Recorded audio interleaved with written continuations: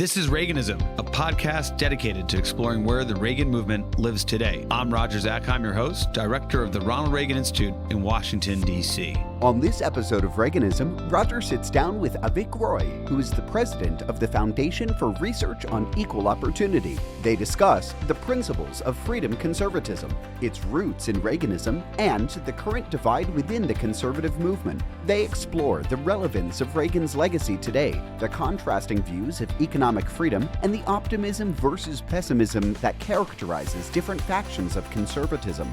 Roy emphasizes the need for a revival of classic liberalism and critiques the national conservative movement's approach to government intervention in economic policy. Dr. Avik Roy, welcome to Reaganism. Thanks, Roger. Well, so much of what you engage in you're the co-founder and president, we mentioned, of the Foundation for Research on Equal Opportunity, and it covers a span of issues. What I was eager to chat with you about today is freedom conservatism. I want our viewers and listeners to learn, get a deeper understanding of what that is, and specifically the statement of principles that you were involved in putting out, I think back a couple of years ago now, approaching that, and why you were charged to do that, and then hopefully we'll get the conversation of where things stand today. But as one of the fathers of this statement of principles of freedom conservatism, tell us what drew you to that moment, and what do we need to know about them?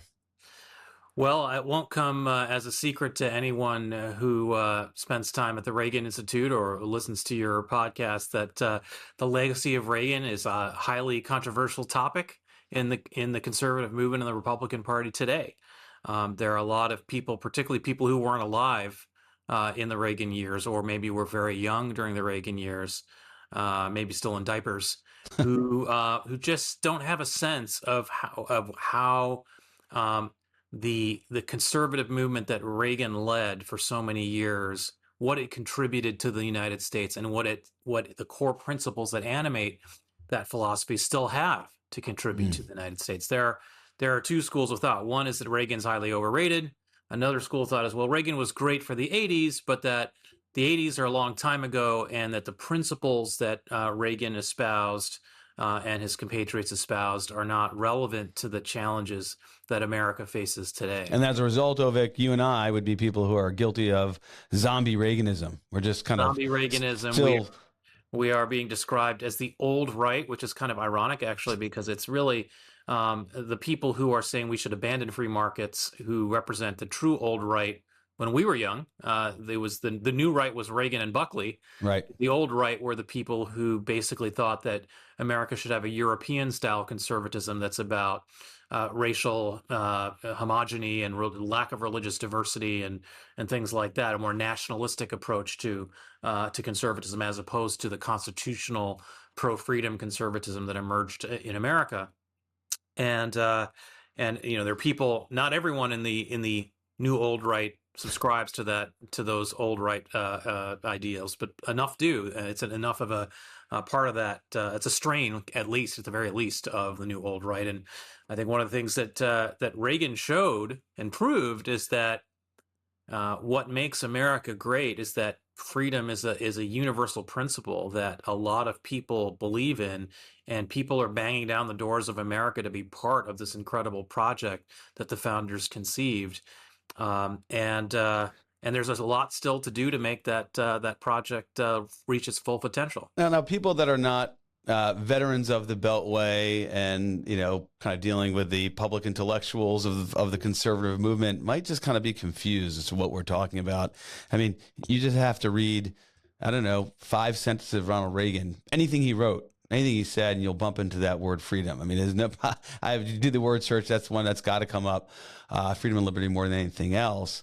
And they're probably wondering, what do you mean? There are conservatives who are not focused and champions of freedom. What are we talking about here? And you mentioned embedded in the old guard that's now the new guard, right? They're the ones talking about kind of this nationalist streak, national conservatism.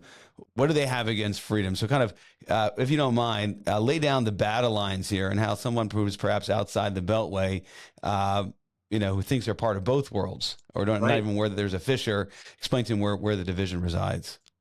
Yeah, I think it's a great question, because you're right that a lot of people who don't spend their time in the bowels of the philosophical debates maybe like, don't we all agree on everything? Basically, we all disagree with the lefties, and what aren't these agreements kind of like petty and kind of academic? Yeah, and President Trump was just elected. We'll talk a little later, but he said, make America great again. Well, that's what Ronald Reagan said. He said peace through strength. That's what Ronald Reagan said. So, where are we exactly in a divided? Yeah, I think there's a lot of truth to that instinct. I think there is a lot of agreement among Americans who think of themselves as conservative as to what America should stand for. But these areas where there is debate or there is disagreement do end up mattering a fair amount. And I'll highlight a couple. One is that this faction, let's call them, that calls itself the New Right, is fairly explicit about disagreeing that economic freedom is as valuable to America as the Reagan conservatives would argue it is. That traditional American conservatives would argue it is. Their view is that free enterprise is overrated. That free enterprise, it does some good things here and there, but to the degree that, for example, it may lead America to have a trade deficit, that's bad. It may lead certain kinds of jobs to be done by non-Americans in other countries, and it will hurt the working class, most importantly, that ordinary Americans are being harmed by a competitive global economy in which we trade freely with other countries and compete. So Orrin Cass is the intellectual right here, and J.D. Vance would be probably the leading politician who reflects that. Republican politician. And there are other elements to it too. It's not just about tariffs. There's elements that revolve around, well, we should regulate corporations and businesses more to make sure that they are looking out for Americans first, in ways that, I think we all want corporations and American businesses in America to be patriotic and look out for Americans first. But there's a disagreement as to how you achieve that. Do you achieve that by protecting American companies from competition, or do you achieve that by embracing the competition and showing that Americans can actually win in the global competition? There's a bunch of other elements to it. I think that the simplest way to put it is that the national conservatives, New Right, and there's a bunch of these different terms that get thrown around, but broadly speaking, their view is that economic freedom and individual freedom, while laudable, should come second to the interests of the country. And their view is that the interests of the country often conflict with ordinary Americans living and transacting and working in the way that they see fit. And this plays in just to the narratives that are out there, right? And people would accuse you of being this kind of market fundamentalist that's just kind of captive to free markets at whatever the cost.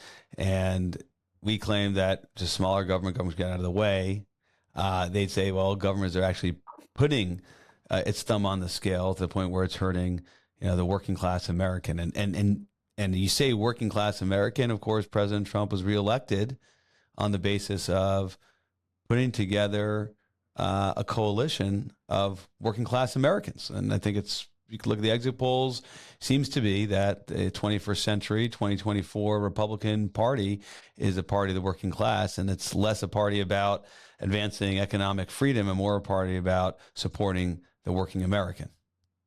Well, listen, I mean, I don't have to remind again people at the Reagan Institute about Reagan's 1984 Morning America ad, but it's worth watching it again. Yeah, because what is that ad about?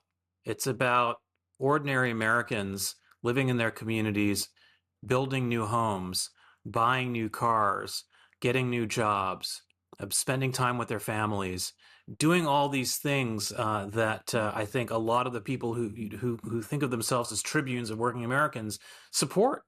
And the point I'm trying to make is that the thing that made Reagan a tribune of working Americans and all Americans, it's easy to forget that he won 49 states in 1984. Could have won 50, but he had mercy on Walter Mondale and not really pushing Minnesota to the R column. Yeah, he lost Mondale's home state of Minnesota, and he lost the District of Columbia, but he won every other state. And so people just don't have any sense of that. Like, wait, what? Is that possible? And yes.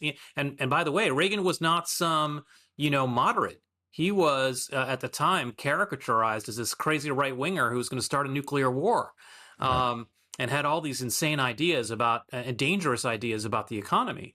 And yet he produced an economy that helped everyone, helped poor Americans, middle-class Americans, wealthy Americans, working Americans, everybody benefited from that economy. And the reason I mention that is because if you want America to be great again, and I think Trump understands this on a certain level, if you want America to be great again, then you have to unleash the ability of Americans to advance their own lives and the freedom to advance their own lives. And really what it comes down to at the end of the day, and we've talked about a bunch of policy issues and philosophical issues, right? But actually, I think the real pattern that I've noticed, if you look at the new old right commentary versus the Reaganite commentary, it's really about optimism versus pessimism. Yes. I think one thing I was struck by the last time I was at the Reagan presidential library was, you look at every single one of Reagan's speeches, and this is something those of us who were around in the 80s remember, but it's worth reminding oneself of, particularly given the discourse of today. And that is that Reagan made a point in literally every single one of his speeches. He made a point of ending or interspersing within the speech at least one or two lines or remarks or comments about how he has no doubt that if you let Americans be free and live their lives, their ingenuity, their creativity, their ability and determination to overcome the challenges they face will win out over all obstacles, foreign and domestic. That was something he over and over again emphasized in literally every speech he delivered. Yeah, I mean, the whole notion of restoring American pride wasn't simply just, having people look at the flag and having that sense of pride, although that was a part of it. It was a pursuit of making and celebrating Americans having pride in our systems, in our institutions, and our founding principles. Right, and I think what's different about the new old right is that there's just so much pessimism and sourness. There's actually a view among many people, if you watch the speeches they give at their national conservatism conferences, where there's this deep skepticism. They don't have the confidence that if you let Americans live their lives according to their values, that America will be better for it. They often explicitly say the opposite, that if you let Americans live their lives the way they want to, that America will decline rather than ascend. That's a great point. It might, there's an analog to what you're describing also in terms of foreign policy and defense policy and our security policy. I mean, there's this notion that we got to take some steps because America is in decline. We have to manage the decline. And I think it plays out, as you're pointing out, on domestic policy and economic policy. It's this, it seems to be an approach to, and I've heard you say this elsewhere, to intellectualize what President Trump said when his first inauguration of American carnage and what we have to do to counter American carnage. But it's kind of built upon a very pessimistic view of America, Americans, and what would happen without this intervention. Yeah. In a moment, I want to flip to whether they're right in some respects, certainly based on electoral outcomes. I know you've thought deeply about that. But before we get there, I do want to talk about your effort to reinvigorate, what I view as Reaganism, but more broadly, this kind of classical liberalism, and that President Reagan and Buckley and others really drove and led to his election. And this comes from your statement of principles. I'm going to read one because it really lines up with what we've been discussing. This is: the foundation of prosperity is the free enterprise system. And you go with that as number 3 on the list after liberty and the pursuit of happiness. Both of those are kind of hard for anyone to dispute, given they're enshrined in our founding documents, Declaration of Independence, Constitution. But the foundation of prosperity is the free enterprise system. Here's where I think you put the finger, your thumb on the scale. And I'll highlight one sentence here: is a corrosive combination of government intervention and private cronyism is making these basic, these basics unaffordable to many Americans. This is food, shelter, healthcare, and energy. And so we commit to reducing the cost of living through competitive markets, greater individual choice, and free trade with free people, while upholding rule of law, freedom of contract, and freedom of association. So here you kind of tip your hat at probably what the national conservatives are saying, that yes, there's a corrosive combination of government intervention and private cronyism, right? That would be kind of corporate America gone awry. That's undermining food, shelter, healthcare, and energy. But then you say the response, the antidote, would be a commitment to, right, competitive markets, individual choice, free trade with free people. Talk about that. That's the one I think you jumped out, and no doubt people like Orrin Cass and others would say, okay, here's where we depart from one another. Yeah, just to give some background on the overall Freedom Conservatism project, it's something I've been thinking about for a while. As I mentioned, there had been this group of national conservatives that had started to have conferences during the first Trump presidency, trying to, in a sense, backfill and create an ideology around what they saw Donald Trump advocating for. Frankly, that went far beyond what Trump himself was actually talking about. But the goal was, hey, let's create this ideology. We'll call it nationalism or national conservatism that is a break from the Reagan-Buckley conservatism of the late 20th century. And we wanted to, the group of us that put this project together, the idea was we wanted to say, okay, let's respond to that implicit critique, because you have a lot of young people who were joining congressional offices, staffing think tanks and magazines, who weren't alive or weren't thinking about politics when all this Reagan-Buckley stuff was going on. Yeah. And for them, they're saying, okay, the game in town now is national conservatism. That's what I'm going to sign up for. And they just sort of, everyone wants to be part of a team, or most people do. And they say, okay, this is the team I'm on now. This is the team that's fighting the left. And so I'm going to sign on to this whole set of principles that the national conservatives are putting out there, many of which contradict the Reaganite vision. And as you noted, there are those, and Orrin, who's an old friend of mine, is one of them. Who makes? I worked with him in Romney Land back in 2012. Yeah, as did I. He likes to use this phrase "zombie Reaganism" and argues that the Reaganites are just kind of spouting all the cliches of the '80s. And I think what we wanted to do was say, well, let's respond to. Let's both revive the principles of Reagan and Buckley, but let's do so in a way that does address the challenges of today. And so we took as our starting point the Sharon Statement, which had been signed by a group of young people who gathered at William F. Buckley's house in Sharon, Connecticut in 1960. And we took that text and then said, okay, what will we do? How would we add to it or edit it or refine it to represent the challenges of today? And the paragraph that you're describing, paragraph 3 or plank 3 of the statement, there are 10 statements or 10 principles that we highlight in the statement of principles. The third one, which is called the foundation of prosperity, as you mentioned, the point of that particular paragraph is to, of course, reiterate that economic freedom is the greatest engine of prosperity for all people, rich, poor, and in between, that the world has ever seen.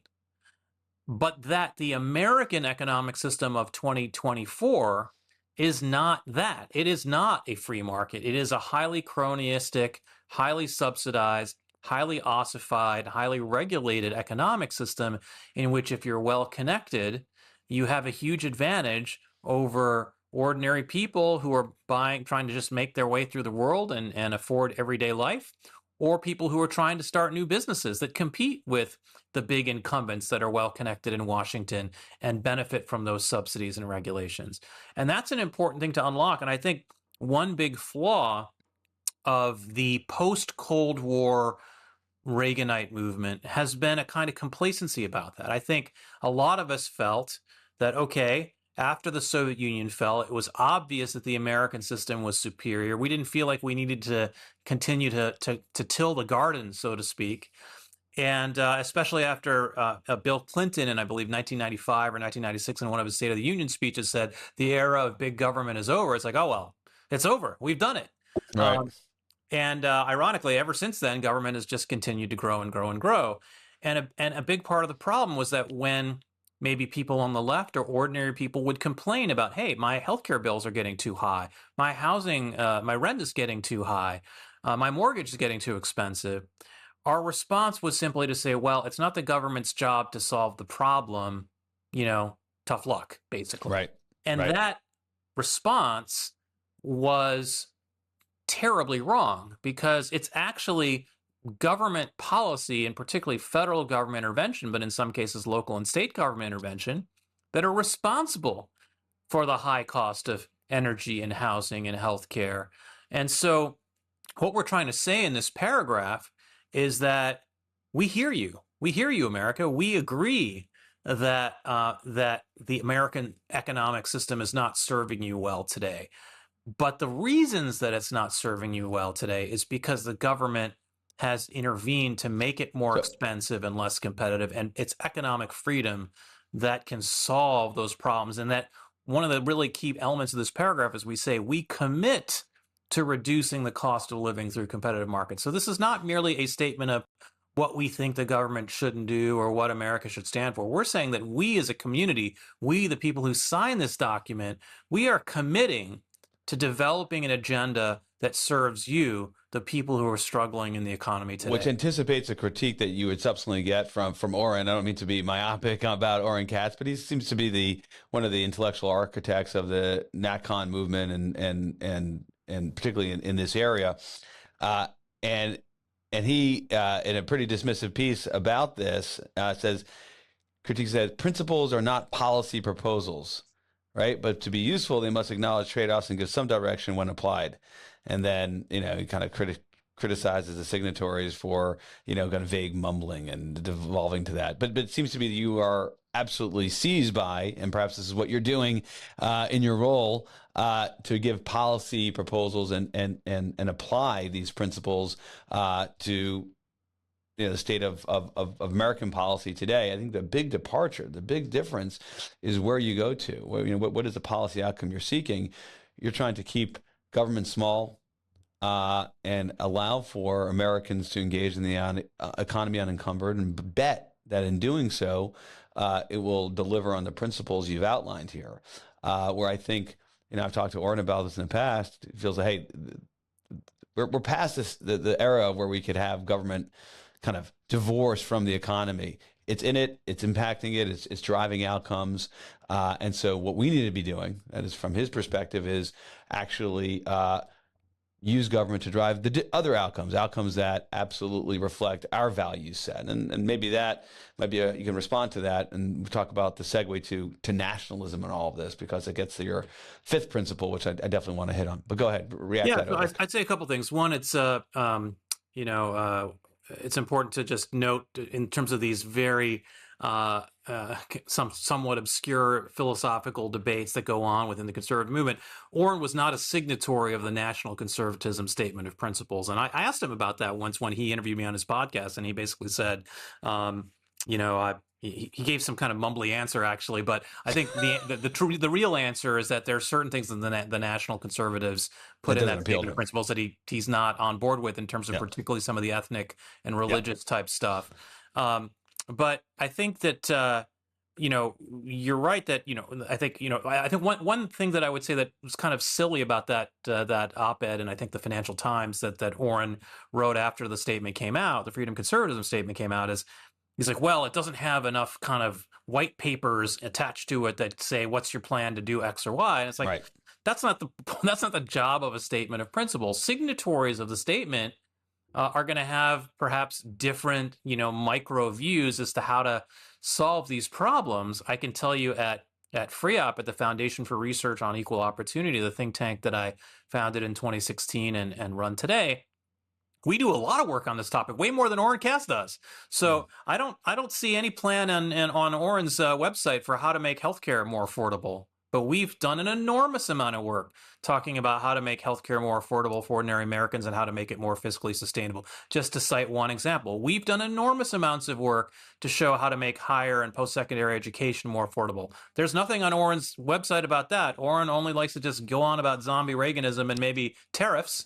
But in terms of some of these core issues around cost of living, he hasn't actually developed the policies. So my challenge to Orrin is if you don't like our plan to make healthcare more affordable, come up with your own. But that's going to require a lot of intellectual gravitas and expertise that I don't think his organization has. Well, knowing Orrin, I'm sure I'll hear from him, and maybe we'll give him that opportunity. As you look at President Trump, and then I do want to get to the fifth principle, which is a nation of laws, not men. It's a very important feature of freedom conservatism, and flip side nationalism, of course, being a very important feature of NatCons. And I take your point that not everybody who's associated with it actually is signing on because of its embrace of nationalism. But before we get there, President Trump is someone that is still very much a hybrid on this set of issues. I don't think you can really argue that he's a pure play NatCon in every respect. And here's what I mean. It's not clear to me that the Doge and the place of Elon Musk, for example, and Vivek Ramaswamy, where there seems to be entirely focused on reducing the size of government, the Department of Government Efficiency, right? I do need to give a shout out to Elizabeth Warren, who had perhaps the best line about the Doge, saying, "Wonderful, our new Department of Government Efficiency requires 2 people to run it." May have been her best line ever. But putting that aside, it's about reducing the size of government, which, of course, if President Reagan, who really didn't use that homonym about anything and anyone, I mean, Soviet Union would be one, and then the bureaucracy would be the second. The faceless bureaucracy was what he was always under assault when you look at what President Reagan said and did. That doesn't fall neatly into the world of the national conservative outlook, but very much reflects, Avik, I would think, the sort of principles that drive what you call freedom conservatives, market fundamentalists. That really very much falls squarely with that outlook. And that's, of course, since President Trump's been elected, getting the most focus, even as much, perhaps more than whatever tariff regime he's going to look to employ come January 20th. Give me your reaction to that. And am I reading that correctly? And Avik Roy's take on the Doge. Well, I think what you're highlighting, among other things, is that Trump is much more of a Reaganite than a lot of pundits give him credit for. Yes, he doesn't have a Reagan style. Well, that's true. And there are certain areas where he certainly deviates from Reagan, particularly when it comes to trade policy. But broadly speaking, a lot of the stuff that Trump did in his first term, particularly the tax reforms and the deregulation initiative, were very much aligned with what Reagan would have done if he were still around.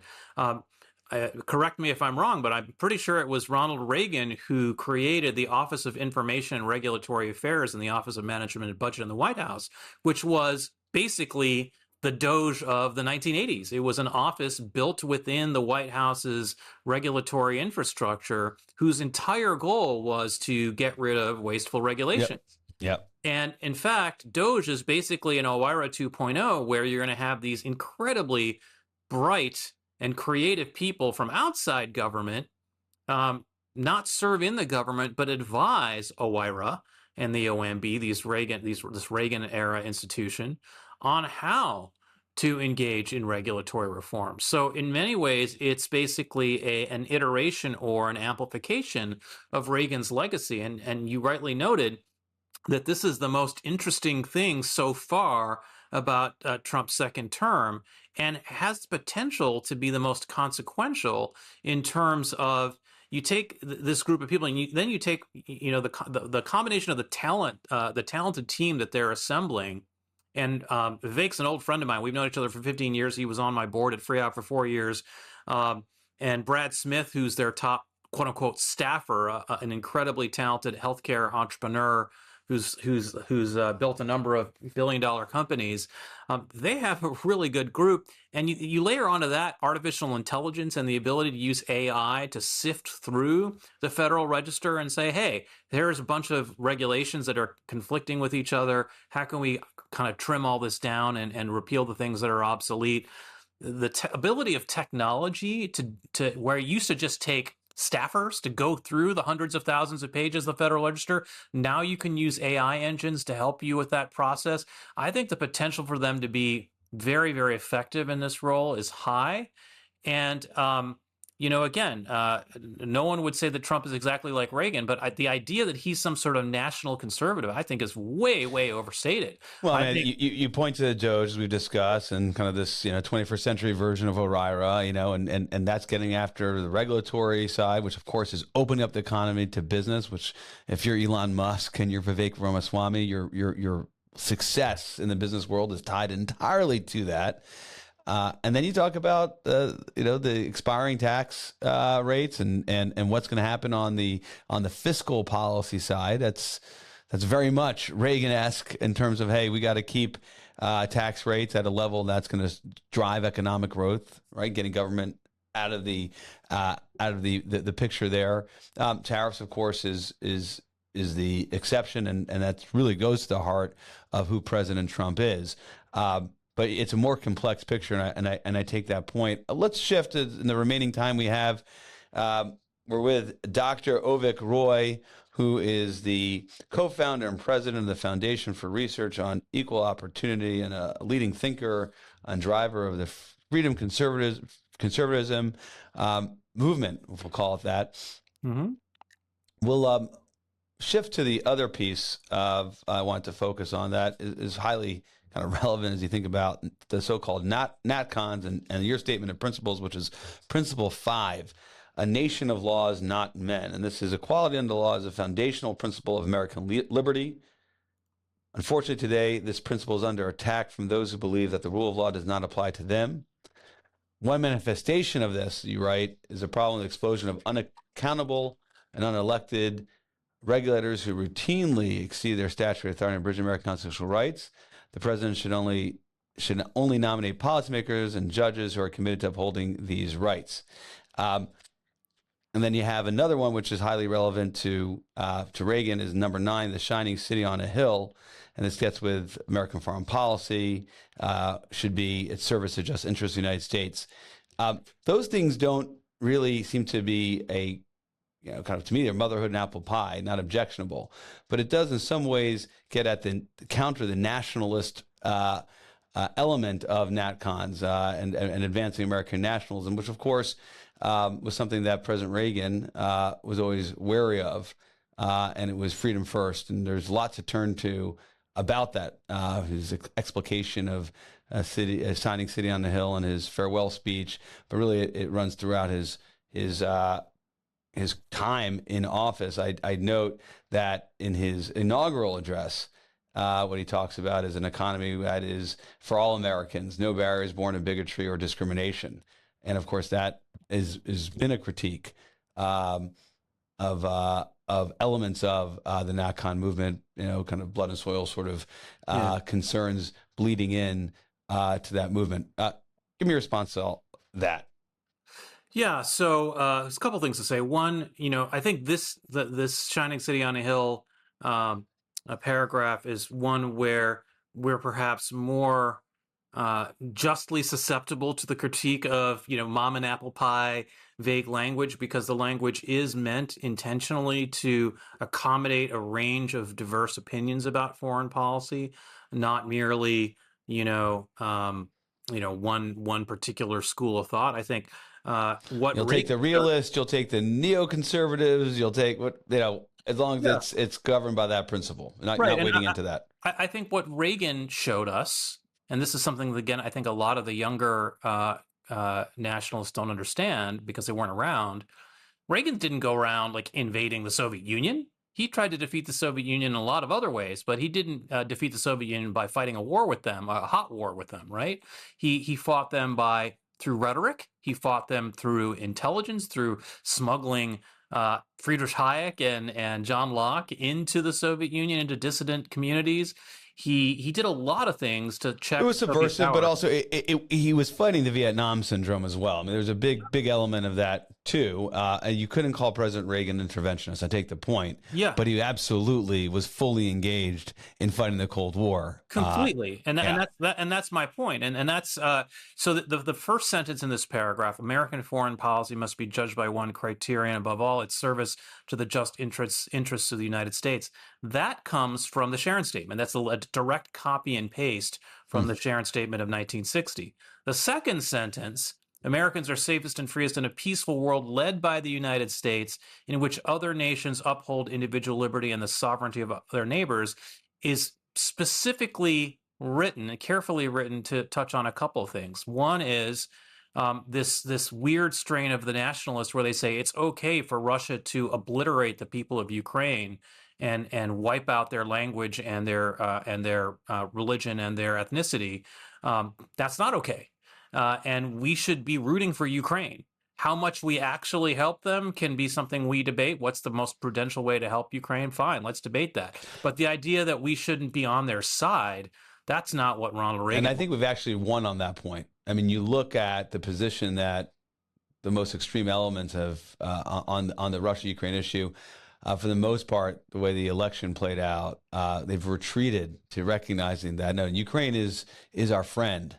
I'll put Tucker Carlson aside, but Ukraine is our friend. The question is, how do we support them, and what are the range of options given our other interests? And that's a very different kind of debate. But yeah, I think that's a great point. And to your point about peace through strength, right? Which again, a famous Reagan line, that America is safest when the bad actors around the world fear American power, because it's when they fear American power that they don't invade their neighbors. What have we seen under the Biden administration? Incredible destabilization around the world because everybody knew that Biden wasn't going to do anything if they invaded their neighbors. So the deterrence comes from having power. And how do you have power? You can only have power if you have an economy that can sustain military power. And so free enterprise and economic freedom generate the prosperity for ordinary people, and also the military strength that allow us to defend ourselves and keep the peace. And that's one of the things that the nationalists really don't understand, is that the only way we're going to remain strong is if we have an economy that's strong, if we support innovation. And we obviously have to have a more innovative military-industrial complex. That's something that I think a lot of talented people on both sides of the debate are thinking about and working on. But absolutely, you're not going to have a peaceful world if America is just looking inward and not concerning itself with the projection of its power. Yeah, and I think that we can have another entire podcast on the foreign policy slice of this. But I do think the strain of declinism runs into this piece of the conversation. There is some notion that China has all these advantages in particular. Yeah. In fact, because of its command and control economy, because in some ways that they have a more there are elements of their system that's more admirable. You'll never find an icon really talk about the ideological battle between the People's Republic of China, Communist China, and the American Democratic Republic. There's a prominent nationalist named Julius Krein who he was at some panel or conference where he said, I'll move to China. Like I think their system is going to win. Sara Bomari has said the same thing. He's sort of lamented the cacophony of democracy and liberty, the messiness, right? But that kind of plays down, that outlook plays down into policy, where it's almost a foreign policy, really a defense policy that looks at it as almost you have to manage the decline. Yeah, and I think, hot take prediction here on my end, but I think the next 10 to 15 years, we are going to really see the error of that point of view, because I think it's already playing out right now. I'm coming hot off of our National Defense Forum, which we run. And one of the things that's super interesting to me and exciting although I have some disagreements elements, is the rise of the techno-optimists. And we talked about Musk Right. and Doge and Vivek Ramaswamy. Yeah, But Joe there's Lonsdale, all these guys. Yeah, Joe Alex Lonzo, Karp. there's a whole school of people that look at the technology and innovation, which comes from economic freedom, Right. and are betting big on America winning economically and from a foreign policy and defense standpoint. And it's all driven by some of these principles. And I think it's a bit of a fissure, perhaps. I mean, it's ironic. I mean, the Vice President-elect J.D. Vance is kind of an interesting player here because he's played into the NatCon world in respects, famously, highly skeptical of U.S. support of Ukraine. At the same time, he comes from the venture world. He comes from the techno-optimist world, which in some ways, Avik, maybe you can react to this, is the 21st century version of the Buckley Reagan, new conservatives of the 20th century. There are important differences, but there's alignment there.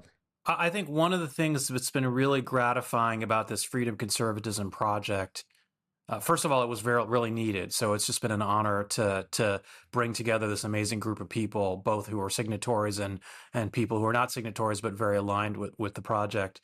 But the thing that's been really cool is that I think you look at the way Donald Trump campaigned, the people who are the change agents within the incoming Trump administration as we record this, it is very much the people who have that Reaganite optimism about what ingenuity and creativity and economic freedom and innovation can accomplish for America, and that there is optimism about the future. And I think, the nationalists are winning far fewer of these policy debates than maybe people would have predicted a few months ago, especially when JD was chosen by the president-elect to be his VP running mate, and there were all these hot takes about how this means that free markets are done for and the nationalists have taken over, and I'm like, I'm not so sure about that, because I think JD is a more complex figure than a lot of people think. And I think Trump is a more complex figure than a lot of people think. And again, people may have their, almost everybody has their quibbles with, again, Trump's style and Trump's philosophy in one way or another. But on these core issues of how to make America more successful as a country, 90% of it is stuff that the free marketeers of the 80s would support. Yeah, in a moment, we're going to go to our lightning round. I'm not surprising you with this, but where we ask our guests to provide us with their favorite Reagan speech, book, or quote. We'll take all three, or if we only have one or two, that's just fine too. But let's take just a quick 2 minutes here, an insufficient amount of time, but it's an element of freedom conservatism that really contrasts itself with national conservatism, and that is nationalism, right? I haven't heard you kind of weigh in on that, but just for a minute, explain how freedom conservatism contrasts with that strain. Well, we talked about the pessimism versus optimism. I think that's a core element of it, really having that belief that Americans can rise up to overcome any challenge if you let them. And I think the other piece of it is just that conviction that individual liberty and economic freedom are the things that have made America great. That if you want America to be more successful in the future, the way to do that is to increase, not decrease, individual liberty. The nationalists explicitly believe that Americans have too much liberty. And they're wrong. Americans don't have enough liberty. And that's the thing that's holding America back from being the great superpower of the 21st century. Another thing I'll point out that we haven't touched on yet, that's really important, is the federal debt.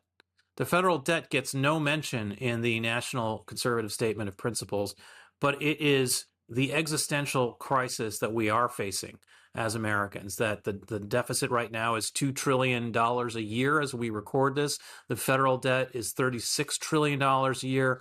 It's an incredibly serious problem.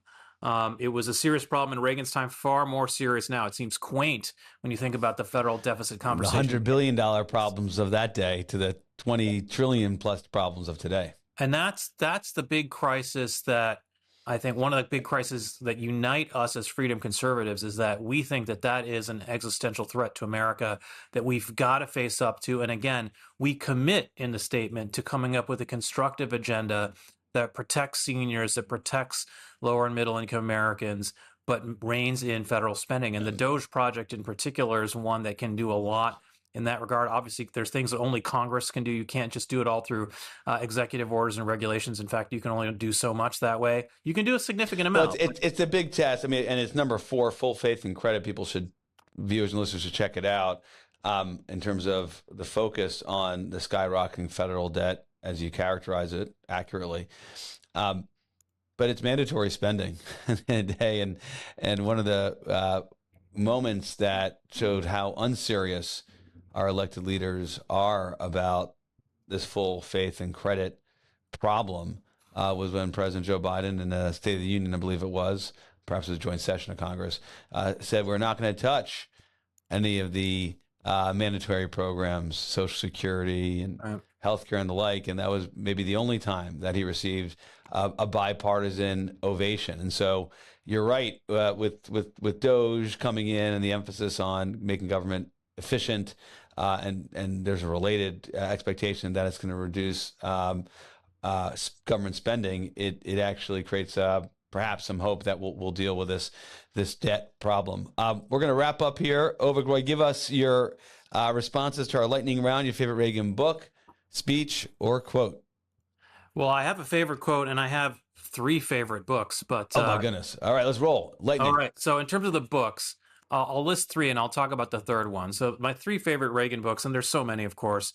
The Reagan I Knew by Bill Buckley, which really I think talks about their journey together in building the conservative movement in a way that I think, again, it helps you appreciate how a small group of people can change the world. A small group of people with a passion and a mission can change the world. I think it's a great user's manual for those of us who are trying to do the same in our era.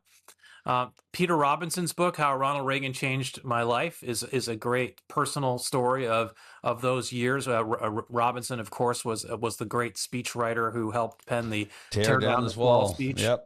And then the third book, which is one that's probably the least well known of the 3, is a book by Dinesh D'Souza from 1999, Ronald Reagan, How an Ordinary Man Became an Extraordinary Leader. Dinesh these days is sort of we're not expecting that coming from you, so that's good to know. He's fallen down the rabbit hole with some kind of crazy theories about the world. But back in the 1990s, he was arguably America's leading public intellectual. He was the one who popularized the term political correctness with his first book, Illiberal Education. And his book about Reagan, I think, what I really loved about it, he was a young staffer for Reagan in the 80s. His book about Reagan really highlighted how so many of the experts in the Republican Party of the early 1980s and late 1970s strongly disagreed with Reagan's view of communism in the Soviet Union. Oh, yeah. And it was Reagan who just saw through all that and had the courage of his own convictions to say, you know what, I know all the experts think the other thing, and even the experts on my team think the other thing, but I'm just going to keep doing this because I think it's going to work. And that is a really, really rare quality in politicians and leaders of anyone. And I think Dinesh's book really it brings that to life in a particular Great suggestions. Give us your quote. Okay, my quote is from Reagan's last speech while in office. And it's when he says, I think it's fitting to leave one final thought, an observation about the country which I love. It was stated best in a letter I received not long ago. A man wrote me and said, you can go to live in France, but you cannot become a Frenchman. You can go to live in Germany or Turkey or Japan, but you cannot become a German or a Turk or Japanese. But anyone from any corner of the earth can come to live in America and become an American. I think, to me, that is what has made America the greatest country in the world. It's what continues to draw the best and brightest from around the world to these shores. It's the thing that's perhaps most controversial about Reagan today on the far left and the far right, and the thing that those of us who believe in Reagan's vision and legacy need to work hardest to advance. Avik Roy, thanks so much for joining the show. Thank you. We hope you enjoyed this episode of Reaganism. New episodes premiere weekly every Monday on YouTube and all podcast streaming platforms. If you like this episode, be sure to let us know and share with a friend.